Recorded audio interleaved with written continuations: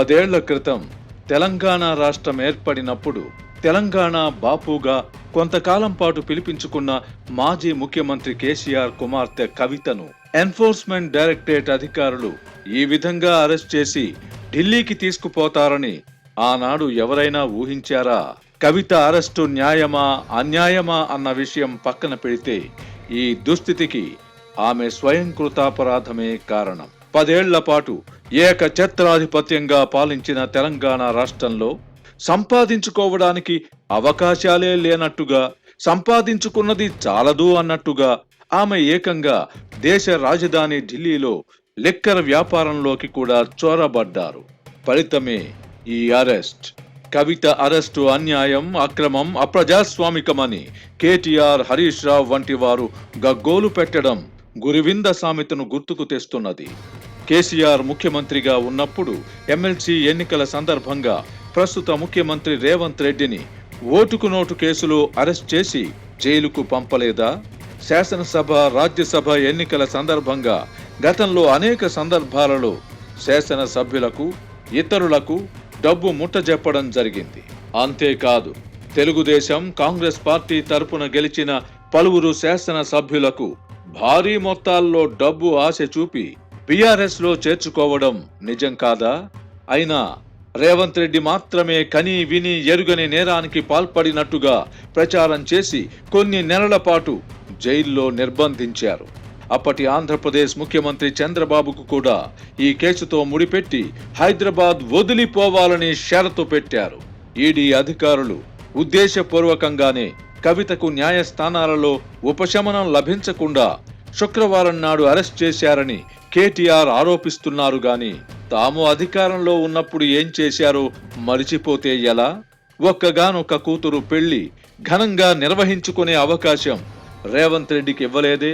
8 గంటలకు మించి పెరోల్పై బయట ఉండకూడదని కోర్టులో బలంగా వాదించలేదా? అందుకే కర్మ మనల్ని వదలదని అంటారు. ఒకప్పుడు తెలంగాణ నా అడ్డా అని గర్జించిన కేసీఆర్ కుటుంబాన్ని ఇప్పుడు తెలంగాణలోనే కష్టాలు వెంటాడుతున్నాయి. అదేమిటో గాని ప్రత్యేక రాష్ట్రాల కోసం ఉద్యమించి ఆ తర్వాత అధికారంలోకొచ్చిన పలువురు నాయకులు కేసుల్లో ఇరుక్కున్నారు. జార్ఖండ్ రాష్ట్రం కోసం పోరాడిన శిబు సోరెన్ జైలుకు కూడా వెళ్లారు. నిన్నటి వరకు ముఖ్యమంత్రిగా ఉన్న ఆయన కుమారుడు హేమంత్ సోరెన్ కూడా ప్రస్తుతం జైల్లో ఉన్నారు.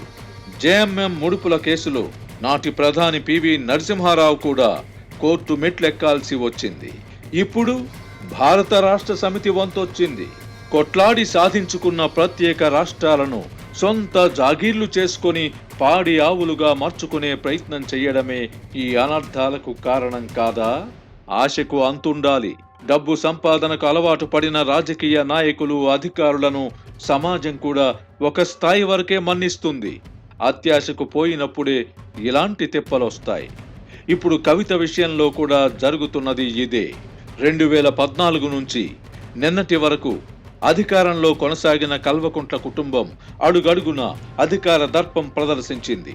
డబ్బు సంపాదనకు అలవాటు పడింది. తొలి 5 ఏళ్లు పెద్దగా ఆరోపణలు లేకుండా పనిచేసిన కేసీఆర్ కూడా రెండవ పర్యాయం రెవెన్యూ తదితర విషయాలలో అడ్డగోలుగా వ్యవహరించారు. ఈ నేపథ్యంలోనే కవిత రాష్ట్ర సరిహద్దులు దాటి ఢిల్లీ వరకు వెళ్లారు. లిక్కర్ కుంభకోణంలో ఇరుక్కున్నారు. ఈ కేసులో అరెస్టు కావడమే అవమానం అనుకుంటే ఒక మహిళ ఉండి లిక్కర్ వ్యాపారంలో వేలు పెట్టడం వల్ల కవితకు సానుభూతి కూడా దక్కకపోవచ్చు. కవిత అరెస్టు సందర్భంగా అక్కడి పరిస్థితులను గమనిస్తే కేసీఆర్ కుటుంబం ఒంటరైనట్టుగా భావించాల్సి ఉంటుంది. గ్రేటర్ హైదరాబాద్ నుంచి పలువురు ఎమ్మెల్యేలు గెలిచిన కవిత అరెస్టు సందర్భంగా ఒక్కరు కూడా అటు తొంగి చూడలేదు. అంతేకాదు, కొంతమంది ఎమ్మెల్యేలు అదే సమయంలో కాంగ్రెస్ లో చేరడానికి మంతనాలు జరిపారు. కర్మ ఫలాన్ని అనుభవించి తీరాల్సిందే అంటే ఇదే. కేటీఆర్, హరీష్ రావు మాత్రమే కవిత ఇంటికి వెళ్లారు. తాను ఇప్పటికీ అధికారంలో ఉన్నట్టుగా భావిస్తున్నారేమో తెలియదు గాని ఈడీ అధికారులతో కేటీఆర్ అభ్యంతరకరంగా వ్యవహరించారు. సహనం నశించిన ఒక మహిళా అధికారి ఇతన్ని కూడా అరెస్ట్ చేయండి అనడాన్ని మనం విన్నాం. రాష్ట్రంలోనే కాదు, జాతీయ స్థాయిలో కూడా కేసీఆర్ కు ఇప్పుడు సంఘీభావం ప్రకటించేవారు కనిపించడం లేదు. తాము శాశ్వతంగా అధికారంలోనే ఉంటామని విర్రవీగే నాయకులకు, వారి కుటుంబ సభ్యులకు కవిత ఉదంతం ఒక హెచ్చరిక.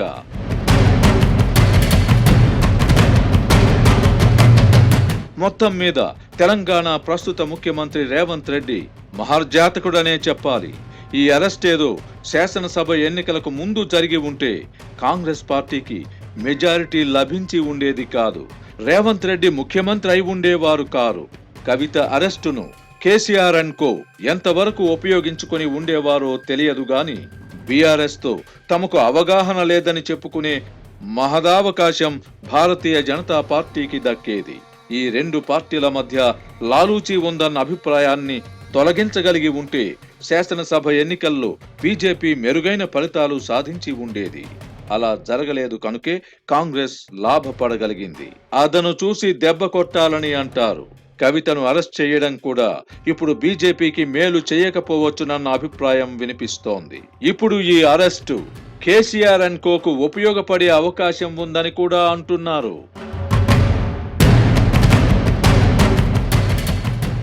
మనిషి బ్రతికితే రాజులా బ్రతకాలి, రారాజులా బ్రతకాలి. అందుకు మార్గం స్వర్గసీమ సుకేతనంలో భూమి కొనుగోలు చేయడమే. వెంచర్ ముగింపు పథకంలో భాగంగా మార్కెట్ ధరతో పోలిస్తే 33% ఆదా.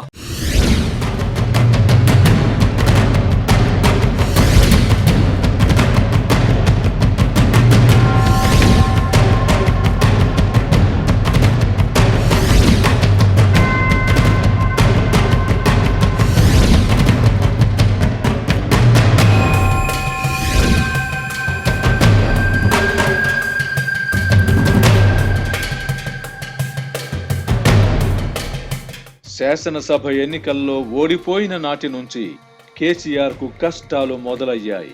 ఫామ్ హౌస్ లో జారిపడి తుంటి విరగ్గొట్టుకున్నారు. మరోవైపు పార్టీ తరపున గెలిచిన ఎమ్మెల్యేలు పక్కచూపులు చూడటం మొదలెట్టారు. దీంతో సరిగ్గా ఊపిరి తీసుకోలేని పరిస్థితికి కేసీఆర్ చేరుకున్నారు. ఈ నేపథ్యంలో అనూహ్యంగా ఢిల్లీ నుంచి వచ్చిన ఈడీ అధికారులు కవితను అరెస్ట్ చేయడం కేసీఆర్ కు కొత్త ఊపిరి పోసినట్టే.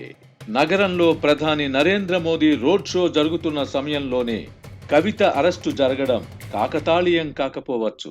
బీఆర్ఎస్ తో తమకు ఎటువంటి అవగాహన లేదని తెలంగాణ సమాజానికి స్పష్టమైన సంకేతం ఇవ్వడం కోసమే కేంద్ర పెద్దలు ఈ సమయాన్ని ఎంచుకున్నారని చెబుతున్నారు.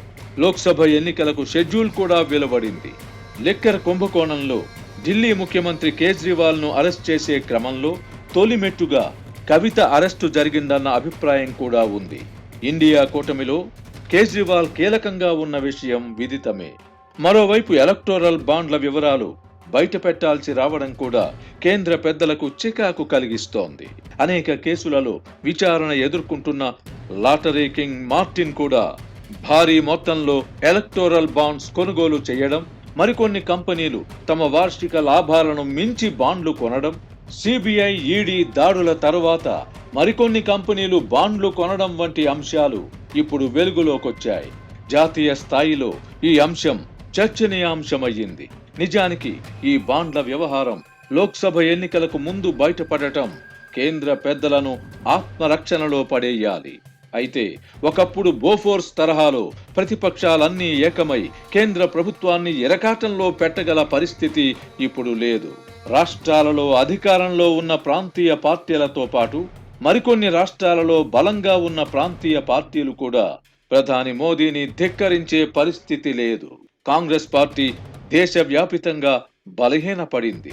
ప్రజలు కూడా ఎలక్టోరల్ బాండ్స్ వంటి అంశాలకు పెద్దగా ప్రాధాన్యత ఇస్తారని భావించలేం. బోఫోర్స్ వ్యవహారానికి వ్యతిరేకంగా ప్రతిపక్షాలతో ప్రజలు కూడా స్వరం కలిపారు. జాతి జాగృతమై నాటి ప్రధాని రాజీవ్ గాంధీని ఓడించింది. ఇప్పుడు ఉత్తరాది ప్రజలు జై శ్రీరామ్ స్మరణతో తన్మయత్వం చెందుతున్నారు.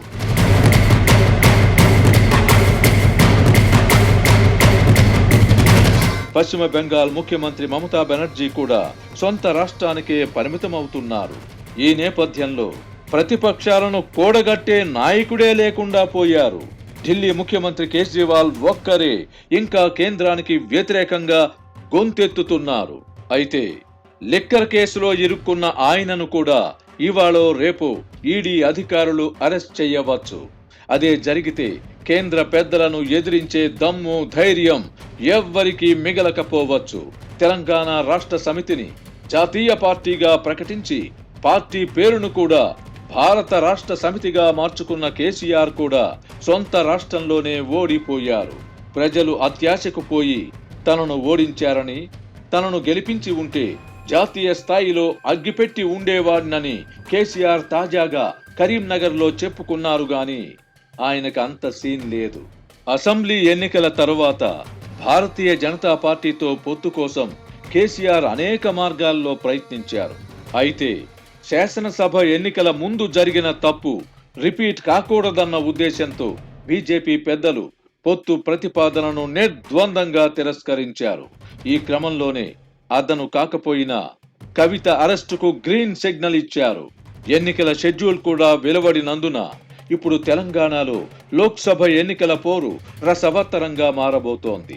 లోక్సభకు పోటీ చేయగల అభ్యర్థులు సొంత పార్టీలో లేకపోవడంతో ఇటు కాంగ్రెస్ అటు బీజేపీ కూడా భారత రాష్ట్ర సమితికి చెందిన నాయకులను ఎగరేసుకుపోతున్నాయి. నిన్నటి వరకు కాంగ్రెస్ బీజేపీని ఖాళీ చేశానని సంబరపడిన కేసీఆర్ ఇప్పుడు సొంత పార్టీ ఖాళీ అవుతున్నప్పటికీ గుడ్లప్పగించి చూడాల్సిన పరిస్థితి. 100 రోజుల క్రితం బీఆర్ఎస్ పార్టీ నాయకులతో కిటకిటలాడింది. ఇప్పుడు సిట్టింగ్ ఎంపీలు కూడా కేసీఆర్ కు బై బై చెబుతూ కాంగ్రెస్ బీజేపీ తరపున పోటీ చేయబోతున్నారు. రాజకీయ పార్టీలకు ఈ పరిణామం ఒక గుణపాఠంగా ఉంటుంది. ప్రజా విశ్వాసం కోల్పోయినప్పుడు మందబలం ఎంతగా ఉన్నప్పటికీ ఎన్నికల్లో ఓటమి తప్పదని శాసనసభ ఎన్నికల్లో తెలంగాణ ప్రజలు రుజువు చేశారు. చతురంగ బలాలు ఉన్నప్పటికీ ఓటమి నుంచి కేసీఆర్ తప్పించుకోలేకపోయారు. ఇప్పుడు రాష్ట్రంలో అధికారంలోకి వచ్చిన కాంగ్రెస్ తరపున గెలిచిన శాసన సభ్యులలో పలువురు మహానాయకులేమీ కాదు. ప్రజా ఆకాంక్షలను మనోభావాలను గుర్తించకుండా అధికారాన్ని చెలాయిస్తే కేసీఆర్ కుటుంబానికి ప్రస్తుతం ఎదురవుతున్న చేదు అనుభవాలే కాచుకొని ఉంటాయి. శాసనసభలో ప్రతిపక్షాలకు మిగిలిన కొద్ది మంది సభ్యులు కూడా గొంతెత్తలేని పరిస్థితిని కల్పించిన కేసీఆర్ విజయ గర్వంతో విర్రవీగారు. కేసీఆర్ తరహాలో ఇప్పుడు రేవంత్ రెడ్డి కూడా శాసనసభలో సంఖ్యాపరంగా పార్టీ బలం పెంచుకునే పనిలో నిమగ్నమయ్యారు. అయితే ఈ చేరికలు ప్రభుత్వ సుస్థిరతకు మాత్రమే ఉపయోగపడతాయి. ఎన్నికల ఫలితాలను ప్రభావితం చెయ్యలేవు. తాజా సమాచారం ప్రకారం తెలంగాణలో భారతీయ జనతా పార్టీ పుంజుకుంటోంది. ఈ పరిణామం కాంగ్రెస్ పార్టీకి ఆందోళన కలిగించే అంశమే. శాసనసభ ఎన్నికల సందర్భంగా బీజేపీ అతి విశ్వాసంతో ఉండడంతో పాటు వ్యూహాత్మక తప్పిదాలు కూడా చేసింది. ఫలితంగా కాంగ్రెస్ విజయం సాధించింది. ఇప్పుడు కవిత అరెస్టు ప్రభావం ప్రజలలో కనిపించకపోతే మాత్రం లోక్సభ ఎన్నికల్లో బీజేపీ మెరుగైన ఫలితాలు సాధించే అవకాశం ఉంది.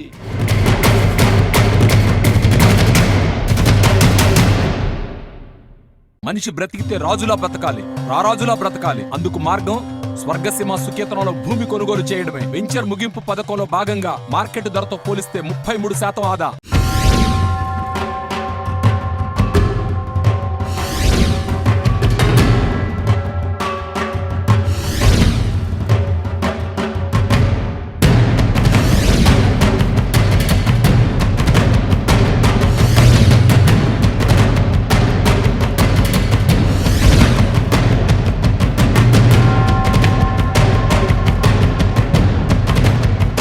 ముఖ్యమంత్రి రేవంత్ రెడ్డి పనితీరు పట్ల ప్రజలు సంతృప్తిగానే ఉన్నారు. అయితే శాసనసభ ఎన్నికల్లో కాంగ్రెస్ పార్టీకి ఓటు వేసిన వారిలో కొంతమంది మాత్రం లోక్సభ ఎన్నికల్లో బీజేపీకి ఓటు వేయాలన్న ఆలోచన చేస్తున్నారట. దీనికి తోడు ప్రధాని మోదీ ప్రభావం ఉండనే ఉంది. రాష్ట్రంలో అధికారంలోకొచ్చిన కాంగ్రెస్ ఒకవైపు, ప్రజా బలాన్ని పెంచుకుంటున్న బీజేపీ మరోవైపు మోహరించి ఉన్నందున కేసీఆర్ పార్టీ పరిస్థితి ఏమిటి అనే సందేహం సహజంగానే కలుగుతుంది. రేవంత్ రెడ్డి ప్రభుత్వంపై ప్రజల్లో వ్యతిరేకత ఏర్పడిందని, ప్రజలంతా తమ పాలనను గుర్తు చేసుకుంటున్నారని భ్రమపడుతున్న కేసీఆర్ ఆత్మవంచన చేసుకుంటున్నారు. గాలిలో మేడలు కట్టకూడదు. కేటీఆర్ వ్యాఖ్యలు, వ్యవహార శైలిని గమనిస్తున్న వారు కూడా ఆయనలో అహంభావం ఛాయలు ఇంకా తొలగిపోలేదని భావిస్తున్నారు. కవిత అరెస్టు నేపథ్యంలో కేటీఆర్ చేసిన వ్యాఖ్యలపై నెటిజన్లు చలోక్తులు విసురుతున్నారు. గురువింద సామెతను గుర్తు చేస్తున్నారు. చంద్రబాబును అరెస్ట్ చేసి జైల్లో పెట్టినప్పుడు హైదరాబాద్లో ధర్నాలు చేసిన వారిని ఉద్దేశించి కేటీఆర్ చేసిన వ్యాఖ్యలను గుర్తు చేస్తూ కవితను ఢిల్లీకి తీసుకుపోయారు కనుక అక్కడ ధర్నాలు చేసుకోండని ఎగతాళి చేస్తున్నారు. స్వరాష్ట్రం సిద్ధించిన తరువాత తెలంగాణ రాజకీయాలను కలుషితం చేయడంతో పాటు అవినీతిమయం చేసిన ఘనత కేసీఆర్కే దక్కుతుంది. ఆయన పుణ్యమా అని ఇప్పుడు ప్రతిపక్షంలో ఉన్న వాళ్ళు అధికారం లేకుండా డబ్బు లేకుండా ఉండలేని పరిస్థితులు ఏర్పడ్డాయి. చేసుకున్న వారికి చేసుకున్నంత మహదేవా అని అంటారు. అధికారంలో ఉన్నప్పుడు కన్ను మిన్ను కానకుండా వ్యవహరించిన ఫలితాన్ని కేసీఆర్ అండ్ కో ఇప్పుడు అనుభవిస్తున్నారు. కవితను అరెస్ట్ చేసి ఢిల్లీ తీసుకుపోయినా తెలంగాణ ప్రజలు రోడ్ల మీదకు రాలేదు. పార్టీ పేరు మార్చుకోవడం ద్వారా తెలంగాణతో తనకు ఉన్న అనుబంధాన్ని కూడా కేసీఆర్ తెంచుకున్నారు. అధికారంలో ఉన్నప్పుడు ప్రభుత్వాన్ని విమర్శించిన వారిని తెలంగాణ ద్రోహులుగా చిత్రించి తెలంగాణ వాదాన్ని దుర్వినియోగం చేశారు. ఇప్పుడు సొంత బిడ్డను అరెస్ట్ చేసి తీసుకువెళ్లిన ఈడీ అధికారులను తెలంగాణ ద్రోహులని నిందించగలరా? ఈడీ అధికారులు తమ వెంట ఢిల్లీకి తీసుకుపోతున్నప్పుడు కవిత భావోద్వేగం చెందినప్పటికీ తెలంగాణ సమాజంలో చడీ చప్పుడు ఎందుకు లేకుండా పోయిందో కేసీఆర్ కుటుంబం ఆత్మ పరిశీలన చేసుకోవాలి. తెలంగాణ అంటే కల్వకుంట్ల కుటుంబం కాదని గ్రహించాలి.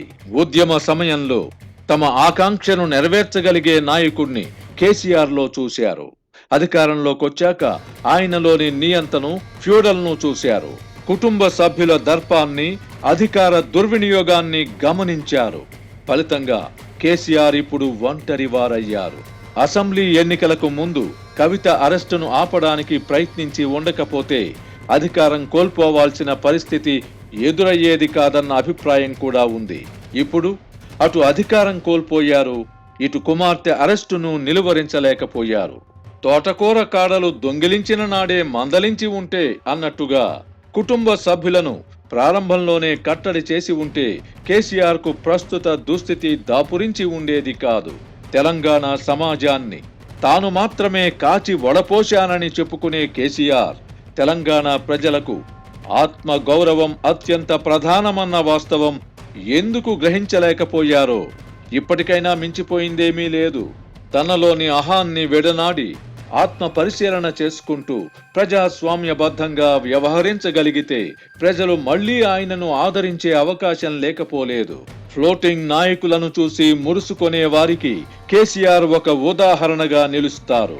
స్టెరాయిడ్స్ వాడితే తాత్కాలికంగా ఉత్తేజం వస్తుంది. ఫ్లోటింగ్ నాయకులు కూడా అదే విధంగా పనికొస్తారు. ప్రజలతో మమేకమవుతూ సంస్థాపరంగా పార్టీ బలోపేతంపై దృష్టి పెడితే ఎన్ని ఒడిదుడుకులనైనా ఎదుర్కోవచ్చు. తెలుగుదేశం పార్టీ అధినేత చంద్రబాబు ఇందుకు ఉదాహరణ.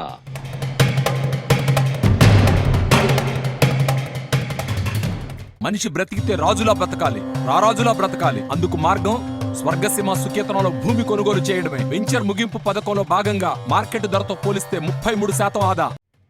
కేసీఆర్ కూడా ఒకప్పుడు చంద్రబాబు అనుచరుడే కనుక ఆయనను చూసి నేర్చుకునే ప్రయత్నం చేస్తే ఈ దుస్థితి నుంచి బయటపడవచ్చు. పడిలేచిన వాడే అసలైన రాజకీయ గండడుగా గుర్తింపు పొందుతాడు. టక్కు టమార గజకర్ణ గోకర్ణ విద్యలతో చేమలు పెట్టిన పుట్టలో పాములా దూరి కబళించినంత మాత్రాన రాజకీయ గండడు కాలేరు.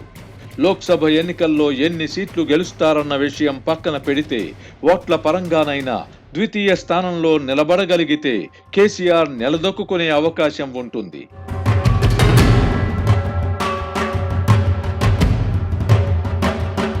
ఈ విషయం అలా ఉంచితే బలమైన యువ నాయకుల కొరత వర్ధమాన దేశాలనే కాదు ప్రపంచానికే పెద్దన్నగా చలామణి అవుతూ వచ్చిన అమెరికాకు కూడా తప్పడం లేదు. ఇప్పుడు ఆ దేశంలో కూడా కొత్త తరం నాయకులు రావడం లేదు. ఫలితంగా రాబోయే ఎన్నికల్లో కూడా రిపబ్లికన్ పార్టీ, డెమోక్రటిక్ పార్టీల తరపున జో బైడెన్, డొనాల్డ్ ట్రంప్లే మళ్లీ అధ్యక్ష పీఠం కోసం తలపడబోతున్నారు. ప్రస్తుత అధ్యక్షుడు జో బైడెన్ వయసు 81 సంవత్సరాలు కాగా ట్రంప్ వయసు 77 సంవత్సరాలు. మాజీ అధ్యక్షుడైన ట్రంప్ పై అనేక ఆరోపణలు రావడం, కోర్టుల్లో విచారణ జరగడం, జరిమానా విధించడం జరిగింది. అరెస్టు కూడా అయ్యారు. అయినా రిపబ్లికన్ పార్టీకి ఆయన అభ్యర్థిత్వమే దక్కింది. అంటే ట్రంప్ వంటి వ్యక్తితో పోటీ పడగల నాయకుడే రిపబ్లికన్ పార్టీలో లేరన్నమాట. శారీరకంగా అనేక రుగ్మతలు ఎదుర్కొంటున్న ప్రస్తుత అధ్యక్షుడు జో బైడెన్ ను మించిన నాయకుడు డెమోక్రటిక్ పార్టీలో లేకుండా పోవడమేమిటి? దీన్ని బట్టి అమెరికా వంటి అగ్రరాజ్యం కూడా నాయకత్వ సంక్షోభాన్ని ఎదుర్కొంటోందన్నమాట. చెట్టు లేని చోట ఆముదము చెట్టే మహావృక్షమని అమెరికన్లు కూడా సరిపెట్టుకోవాల్సిన పరిస్థితి అన్నమాట.